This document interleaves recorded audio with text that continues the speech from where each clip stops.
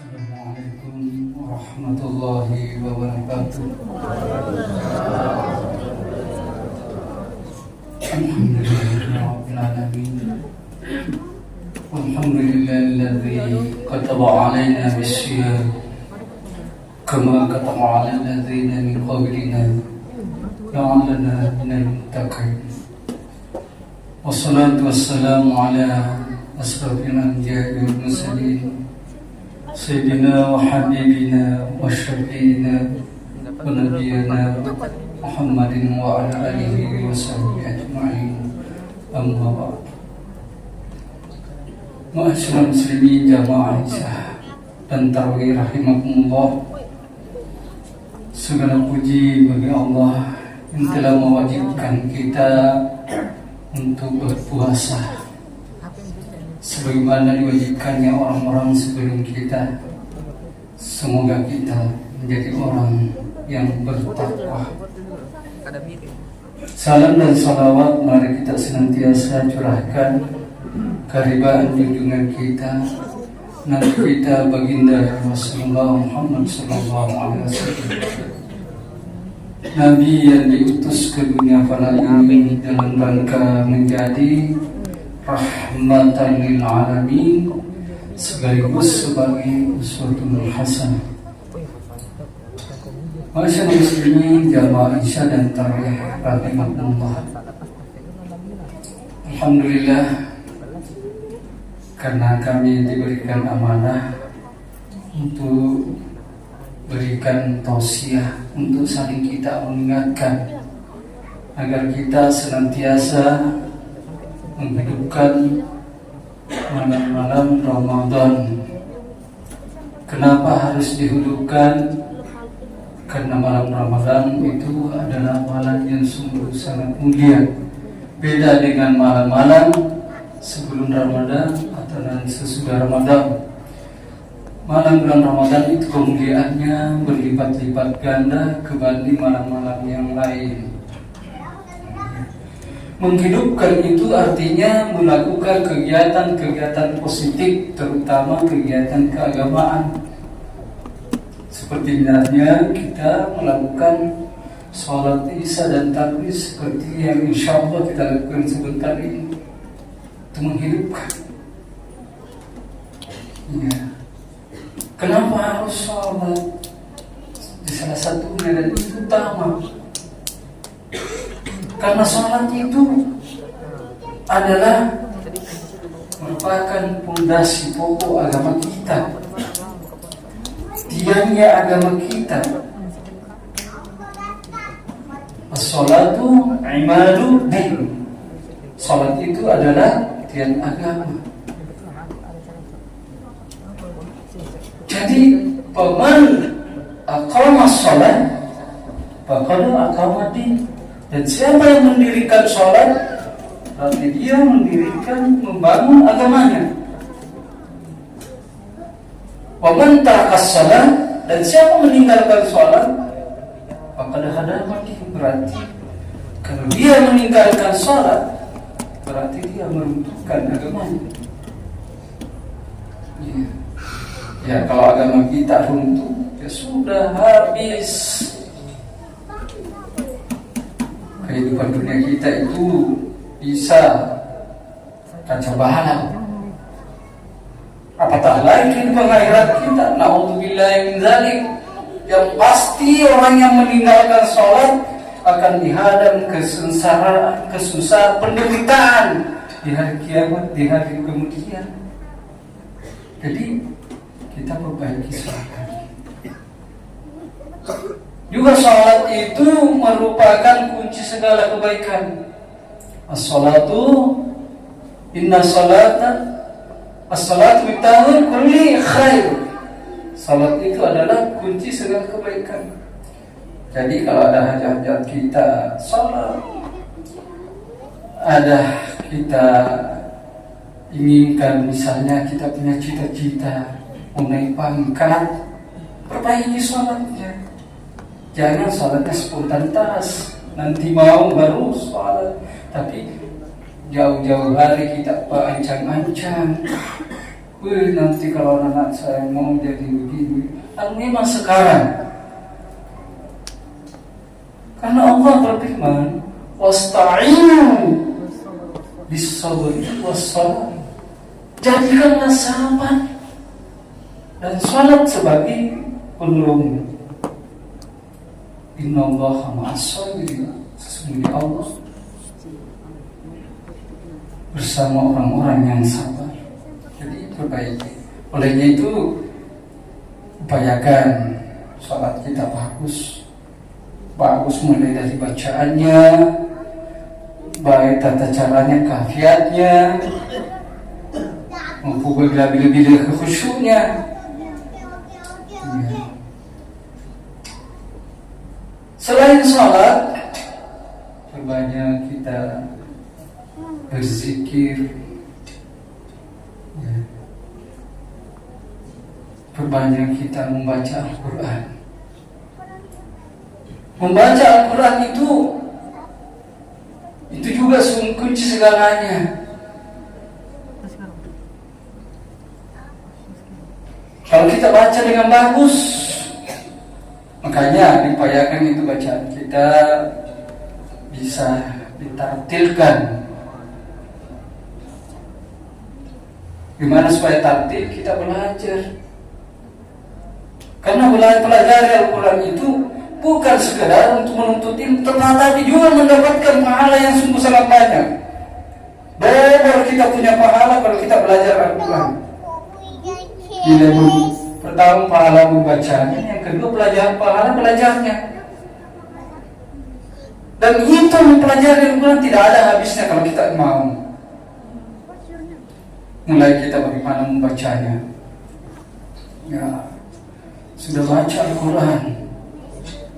Sudah baca Al-Quran, sudah bagus bacaannya,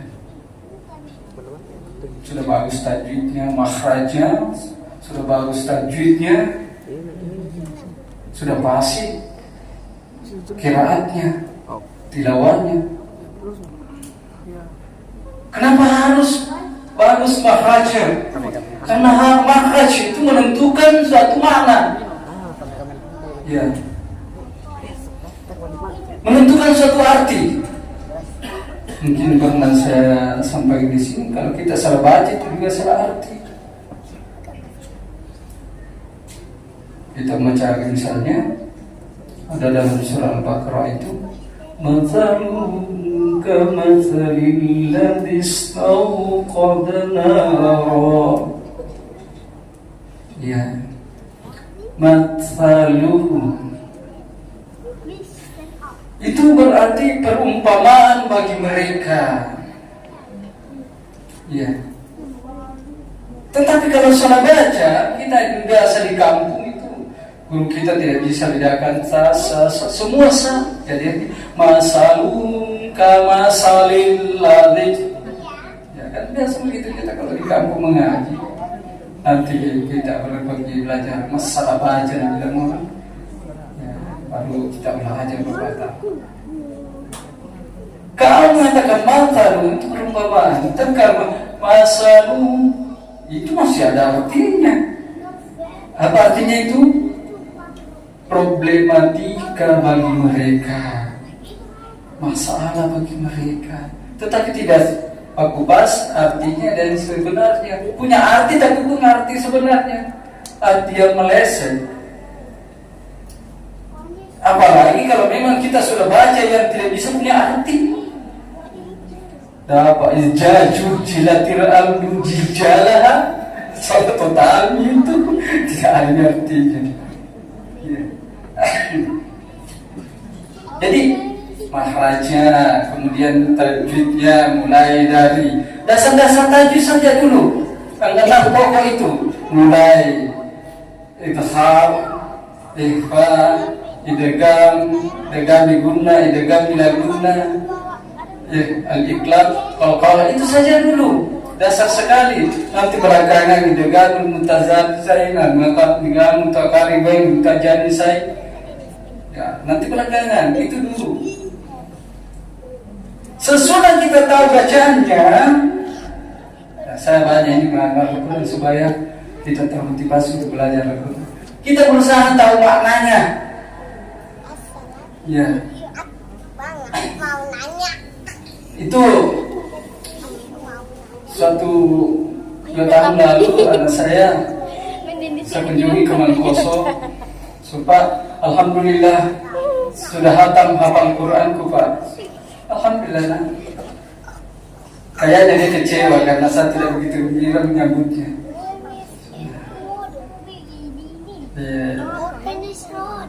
Jadi Bapak apa yang nanti saya kalau syukuran karena hatam Al-Quranku. Kalau temanku apa nak bikin? Bilang temanku ada yang potong ayam, bahkan yang kaya potong kambing Bapak. Kalau saya sapi, kaget. Apa itu sih? Minta saja kita memperhitungkan mau potong sapi. Iya nak. Kalau ayam harus 1 ayam. Kalau kambing tidak ada bagian harus topi sapi kambing. Tapi kalau ayam bisa dibeli 1 kilo. Ya. Bukan itu yang utama. Yang utama menurut saya bagaimana kamu mengerti maknanya, mengerti hikmahnya, mengerti hakikat yang terkandung di dalam Al-Quran. Itu dulu. Karena banyak hadis membedakan saja berat. Bagaimana cara salat yang khusyuk? Nah, bagaimana kafiat salat? Kurang mengerti karena memang fokus hanya menghafal. Tidak mengerti bagaimana makna yang terkandung dalam Al-Quran. Padahal di dalam Al-Quran itu penuh makna hikmah dan hakikat. Akhirnya dia sudah belajarnya baca kitab kuning itu. Di situ makna pelajaran bagaimana tahu kamu artinya di Al-Quran. Belajarlah bahasa Arab sebaik-baiknya. Alhamdulillah ke tingkat nasional kemarin belum sukses karena baru coba-coba. Tapi begitu kita sebagai tuan rumah tingkat nasional sempat bersatu kajian kitab kuning tingkat SMA, tingkat alia. Saya bilang alhamdulillah berarti saya sudah harus belajar satu-satunya yang ada. Nah, apa yang bisa kita petik setelah kita tahu bacanya, tahu hikmahnya? Banyak sekali contoh hikmah yang kita petik dalam Al-Quran itu banyak sekali manfaat. Anak-anak kita misalnya, kita mau anak kita menjadi anak yang taat kepada Allah, beribadah dan taat kepada baca saja surah Isra ayat 23-24. Kita bacakan anak kita banyak. Wa qala rabbuka la ta'budu illa iyyah wa bil walidayni ihsana, terus sampai 2 ayat.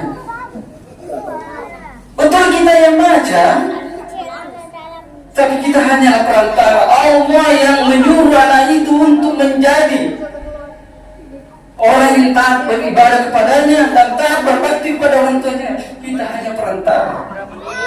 Insya Allah kalau Allah yang suruh demikian, kesuksesan anak kita itu bisa. Wa qala rabbuka, Allah telah memerintahkan kepadamu, Allah ta'budu illa iyyah, jangan engkau menyembah selain kepadanya.